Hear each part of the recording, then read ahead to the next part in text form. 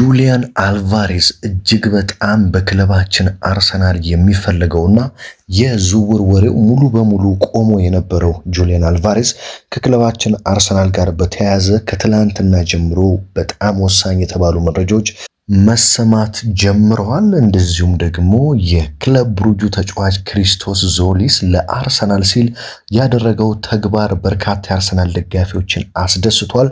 ቡካዮ ሳካ በኢንስታግራም ገጹ ላይ ያጋራው ምስል በርካቶች ስለ አርሰናል ቀጣይ ዓመት እየነገረን ነው ቡካዮ ሳካ እያሉ ይገኛሉ። ሳካ ምንድን ያደረገው?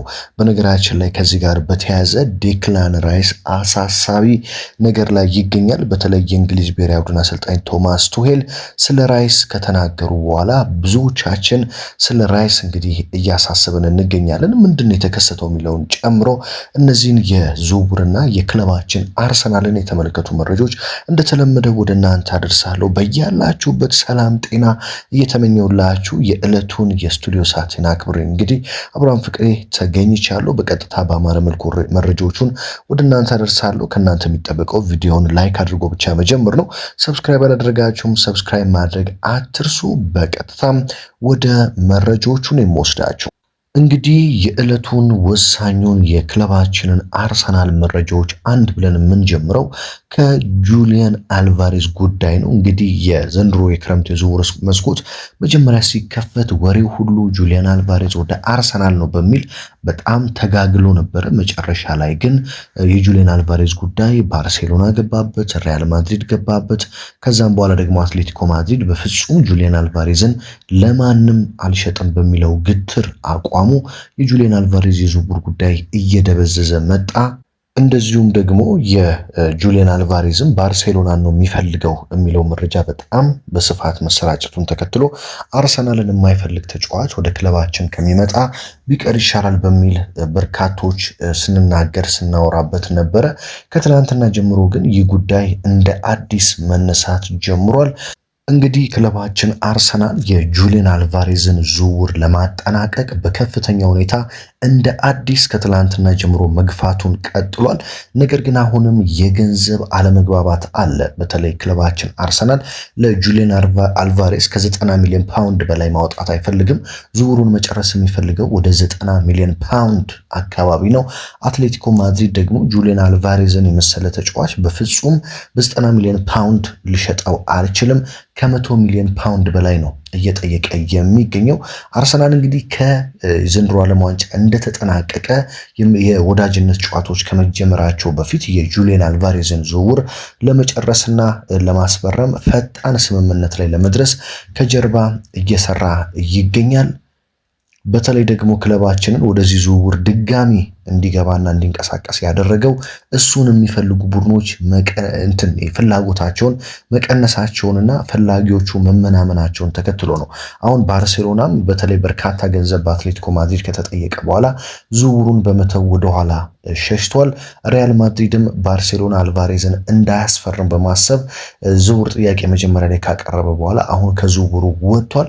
ስለዚህ አልቫሬዝን የሚፈልጉ ቡድኖች ቀስ በቀስ እየተመናመኑ የዝውውሩ ጉዳይ እየተረሳ መጥቷል። አንድሬ ቤርታም ይህንን እድል ለመጠቀም ነው ከትላንትና ጀምሮ በደንብ እየገፉ የሚገኘው። በነገራችን ላይ ይህንን ዝውውር እየመሩ የሚገኙት አንድሬ ቤርታ ናቸው። ምክንያቱም አንድሬ ቤርታ ጁሊያን አልቫሬዝን በጣም ነው የሚያውቁት። እንደምታውቁት ከሲቲ ቤት በፔፕ ጋርዲዮላ ጊዜ ወጥቶ ወደ አትሌቲኮ ማድሪድ ሲሄድ ዝውውሩን የመሩት አንድሬ ቤርታ ናቸው። ከሲቲ ወጥቶ ወደ አትሌቲኮ ማድሪድ እንዲመጣ እያደረጉት ማለት ነው። ስለዚህ አሁንም የስፖርቲንግ ዳይሬክተራችን አንድሬ ቤርታ ዝውውሩን እየመሩት ይገኛሉ፣ እየተደራደሩ ነው የሚገኙት።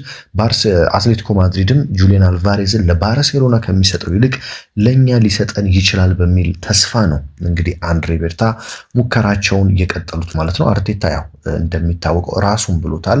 የቀድሞ የክለባችን ተጫዋች ቴሪ ሆነሪን ጁሊያን አልቫሬዝ አርሰናል መምጣት አለበት፣ ለአርቴታ ጨዋታ ሙሉ በሙሉ መጥቶ በቃ ስክት የሚል ተጫዋች ነው ሲል ነው ቴሪ ሆነሪ በተደጋጋሚ ሲናገር የነበረው። እንደዚሁም ደግሞ የቀድሞ የሊቨርፑል ተጫዋች ጄሚ ካራገር አርሰናል ከጁሊያን አልቫሬዝ ጋር ስለሚገናኝበት ወሬ ሲናገር ምን አለ? እውነቱን ለመናገር አርሰናል ካለፈው የውድድር ዘመን በኋላ በዚህ የዝውውር መስኮት ረጋ ያለና ብዙ የማይሳተፍ ይሆናል ብዬ አስቤ ነበር። አሁን ግን በተቃራኒው ጁሊያን አልቫሬዝን ለማስፈረም እየሞከሩ ነው። ልክ የፕሌይስቴሽን ጌም ላይ ያልተገደበ ገንዘብ እንዳገኘ ሰው ነው እየተንቀሳቀሱ ያሉት። ይህንን ዝውውር ማሳካት ከቻሉና ጁሊያን አልቫሬዝ አርሰናልን የሚቀላቀል ከሆነ ግን የቀጣይ ዓመት የዋንጫውን ፉክክር እንድገምት አትጠይቁኝ። ዝም ብላችሁ በነሐሴ ወር ወይም ኦገስት ላይ ዋንጫውን ለአርሰናል አስረክቡና ሌሎች ቡድኖች ለሁለተኛ ደረጃ እንዲፎካከሩ ተዋቸው። ይህ ሁላችንንም ብዙ ጊዜ ይቆጥብልናል። ጁሊያን አልቫሬዝ አርሰናል መጣ ማለት አርሰናል ፕሪሚየር ሊጉን ተቆጣጠረው ማለት ነው ሲል የሊቨርፑሉ የቀድሞ ተጫዋች ጄሚ ካራገር ምን ያህል የተጫዋች ለአርሰናል አስፈላጊ እንደሆነ ተናግሯል። እኔ የምለው ያ ነው። በጣም አስፈላጊ ተጫዋች ነው። ለአርቴታ ጨዋታ በተለይ በጣም የሚስማማ አጥቂ ነው። አዎ አሰልጣኝ ሚኬል አርቴታና አንድሬ ቤርታ ማስማማት ከቻሉ ተጫዋቹ ቢመጣ በጣም ነው ደስ የሚለኝ። ብዙ ዜና ነው ስለሱ የሰራሁት። ነገር ግን ግዴታ ለባርሳ ነው መጫወት መፈልገው እያለ ያን ያህል ረጅም ርቀት መጓዝ የለብንም። የማይሆን ዝውውር ከሆነ ማለት ነው። የሚሆን ዝውውር ከሆነ ግን ቢመጣ እንደኔ ደስተኛ የሚሆን ሰው አለ ብዬ አላስብም። ክሪስቶስ ዞሊስ ለአርሰናል ሲል የፈጸመው ትላንትና ፋብሪዚዮ ሮማኖ ያጋራው መረጃ እኔን ጨምሮ በርካታ የአርሰናል ደጋፊዎችን አስደስቷል። እንግዲህ ክሪስቶስ ዞሊስ በተደጋጋሚ በቃለ መጠይቆቹ ላይ የአርሰናል ደጋፊ እንደሆነና ለአርሰናል መጫወት እንደሚፈልግ አርሰናሎችም አንድ ቀን ወደሱ መጥተው እንደሚጠይቁትና እናስፈርመህ እንደሚሉት ተስፋ አድርጎ እንደሚጠብቅ በተደጋጋሚ ይናገር ነበር። እንግዲህ ያለው እውነት ሆኖ አርሰናልም ክሪስቶስ ዞሊስን ለማስፈረም የሚፈልገው ክለብ ሆኖ መጥቷል። ነገር ግን ትናንትና ምሽት ፋብሪዚዮ ሮማኖ አንድ ስሙ እንዲጠቀስ ያልተፈለገ ክለብ ብሩጅ ጋር በመሄድ ክሪስቶስ ዞሊስን ጠይቆ ነበረ። ክሪስቶስ ዞሊስን ራሱንም ወደኛ ፈርም በሚል ከአርሰናል የተሻለ ደሞዝና የዝውውር ሂሳብ አቅርበው ነበረ። ነገር ግን ክሪስቶስ ዞሊስ ለአርሰናል ሲል ይህንን ዝውውር ሙሉ በሙሉ በመተው አሁን እኔ መቀላቀል የምፈልገው አርሰናልን ነው በሚል እንግዲህ ይህንን የቀረበለትን የዝውውር ጥያቄ ሙሉ በሙሉ ውድቅ እንዳደረገው ተረጋግጧል ማለት ነው። ታዲያ ክሪስቶስ ዞሊስ መቀላቀል የሚፈልገው አርሰናልና አርሰናልን ብቻ መሆኑ ተሰምቷል። ይህም በርካታ የክለባችንን ደጋፊዎች እኔን ጨምሮ ያስደሰተ ነው። ምክንያቱም ቪክተር ኮሬሽን አይታችኋል። አርሰናልን ብሎ መጥቶ በመጀመሪያ ዓመት እንዴት ዋንጫ እንድንበላ እንደረዳን፣ እንዴት ለክለባችን ደሙን ሲሰጥ እንደነበረ። ስለዚህ እንዲህ ክለባችሁን ብሎ ለእናንተ ካልተጫወ ብሎ የሚመጣ ተጫዋች በጣም አስደሳችና ደሙን የሚሰጥ ነው የሚሆነው። ስለዚህ ክሪስቶስ ዞሊስ እንደዚህ ለአርሰናል ለመጫወት ዋጋ እየከፈለ መሆኑ በጣም አስደስቶኛል። ወደኛ ሲመጣም ለክለቡ ለማሊያው እንደሚዋደቅ ምንም ጥርጥር የለውም ማለት ነው። የቡካዮ ሳካ የትናንትና ምሽት የኢንስታግራም ገጹ ፖስት እንግዲህ ብዙ የአርሰናል ደጋፊዎችን ይሄ የአርሰናል የወደፊት መልእክት ነው እያሉ ነው የሚገኙት። እንደምታውቁት እንግሊዝ ብሔራዊ ቡድን በተለይ የኖርዌይን ብሔራዊ ቡድን አሸንፎ ወደ ዓለም ዋንጫ ግማሽ ፍጻሜ ከአርጀንቲና ጋር ካለፈ በኋላ ቡካዮ ሳካ በኢንስታግራም ገጹ ከሞርጋን ሮጀርስ ጋር ያለውን ፎቶ ለጥፎታል። ለሁለቱ ብቻቸውን ያላቸውን ሞርጋን ሮጀርስ እና ቡካዮ ሳካ ብቻ ያሉበትን ፎቶ በኢንስታግራም ገጹ ላይ አጋርቶታል። ይህም በርካታ የአርሰናል ደጋፊዎች ቡካዮ ሳካ መልእክት ሊነግረን እየፈለገ ነው፣ ሞርጋን ሮጀርስ ወደ አርሰናል እንደሚመጣም እየነገረን ነው በሚስጥር እያሉ ይገኛሉ። የሞርጋን ሮጀርስን ዝውውር በጣም ከሚያቀሉ ጉዳዮች አንዱ እንግዲህ የአርሰናል ተጫዋቾች የቅርብ ጓደኛ መሆኑና እያንዳንዱ የአርሰናል ተጫዋች በተገናኙ ቁጥር ለአርሰናል እንዲፈርም እየጎተጎቱት መሆኑ አንዱ ለክለባችን ጥሩ ዜና ነው። እንደምታውቁት ዴክላን ራይስ በጣም የቅርብ ጓደኛው ነው ለሮጀርስ። ቡካዮ ሳካ በጣም የቅርብ ጓደኛው ነው። ኤብሪቼ ኢዜም የሞርጋን ሮጀርስ ከልብ ጓደኛና ወዳጆቹ ናቸው እና እነዚህ ተጫዋቾች ልክ ለክለባችን እንደ ኤጀንት በመሆን ሞርጋን ሮጀርስን በማሳመኑ በኩል ትልቅ ስራ እየሰሩ ነው የሚገኙት። ታዲያ ትላንትና ቡካዮ ሳካ ይህንን ከሮጀርስ ጋር ብቻ የተነሳውን ፎቶ በኢንስታግራም ገጹ ላይ ለይቶ መለጠፉ ቀጣይ ዓመት አንድ ላይ አርሰናል ቤት ትመለከቱናላችሁ የሚል መልእክት አለው በሚል ብዙዎች እየተናገሩ ይገኛሉ።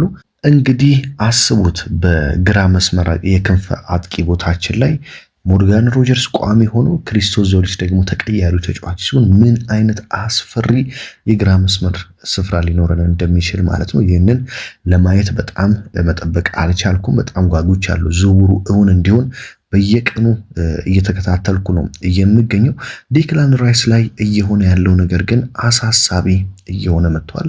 ዴክላን ራይስ በአርሰናል ቤት እንግዲህ በአሁኑ ሰዓት በተለይ በጣም ከሚወደዱ የአርሰናል መሰረት ከሆኑ ተጫዋቾች ዋነኛው ግንባር ቀደሙ ነው ማለት ይቻላል። ምክንያቱም ያለ ዴክላን ራይስ አርሰናልን ማሰብ በጣም ከባድ ነው። ለክለባችን የሚሰጠው ነገር ማንም የማይሰጠው ነው። በእንግሊዝ ብሔራዊ ቡድን ማይታችኋል፣ ደሙን እየተፋ ነው የሚገኘው። ታዲያ የእንግሊዝ ብሔራዊ ቡድን አሰልጣኝ ቶማስ ቱሄል አንድ ነገር ተናግረዋል። እንደምታውቁት ከኖርዌይ ጋር በነበረው ጨዋታ እንግሊዝ ስታሸንፍ ከረፍት በኋላ ወዲያውኑ ነበር ዴክላን ራይስ ተቀይሮ እንዲወጣ የተደረገው ማለት ነው። ታዲያ ለምንድን ነው ቀይረ ያስወጣው? ለቢጫ ካርዱ ፍርሃት ነው ወይስ ምንድን ነው በሚል ጋዜጠኞች ከጨዋታው በኋላ ለእንግሊዝ ብሔራዊ ቡድን አሰልጣኙ ቶማስ ቱሄል ጥያቄ አቅርበውለት ነበር። ታዲያ ቶማስ ቱኬል እንግዲህ ከጨዋታው በኋላ ሲናገር ዴክላን ራይስ ከኖርዌይ ጨዋታ በፊት ለ3 ቀን ካልጋው ላይ አልተነሳም ነበር። በጣም በህመምና በከፍተኛ ጭንቀትና ህመም ላይ ይገኝ ነበር። በዛ ምክንያት ከአልጋው ላይ ሳይነሳ ለ3 ቀናት አሳልፏል። ስለዚህ እሱን ከጉዳት ለመጠበቅና ሌላ የከፋ ጉዳት እንዳይገጥመው ቀይሬ ያስወጥቼዋለሁ። ለግማሽ ፍጻሜው ከአርጀንቲና ጋር እንደዚሁም ደግሞ ለፍጻሜም ጨዋታ መንደርስ ከሆነ ስለሚያስፈልገን እሱን መንከባከብ አለብን ሲል ተናግሯል ማለት ነው። ዴክላን ራይስ እጅግ በጣም የሚያሳስብና የሚያሳዝን ተጫዋች እየሆነ ነው የመጣው። ምክንያቱም ያለሱ በተለይ ብሩኖ ጉማሬሽን ዝውውር የማንጨርስ ከሆነና መሀል ላይ ያለሱ ሁነኛ ተተኪ ቀጣይ ዓመቱን የምንጀምር ከሆነ ከባድ የውድድር ዓመት ሊሆንብን ይችላል።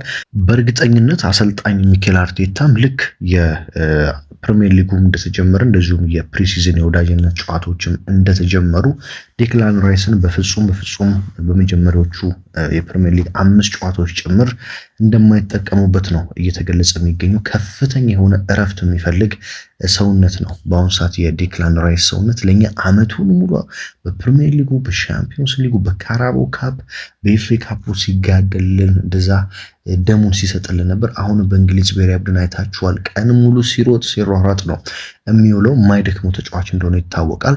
ህመሙን ለማስታገስና እንደ አዲስ ዴክላን ራይስ ጥሩ ሆኖ እንዲመጣም ሰውነቱ እረፍት ስለሚፈልግ አርቴታ እንደመጣ እረፍት ይሰጣል ተብሎ ይጠበቃል። ነገር ግን ያው ምስጋና ለቶማስ ቱሄል በነገራችን ላይ ምክንያቱም በጥሩ መልኩ ነው ዴክላን ራይስን ማኔጅ እያደረገ የሚገኘው። መቀየር ሲኖርበት ይቀይረዋል፣ መጫወት ሲኖርበት ያጫውተዋል። ተጨማሪ ጉዳት እንዳያስተናግድ በጥሩ መልኩ እየተንከባከበልን ነው የሚገኘው።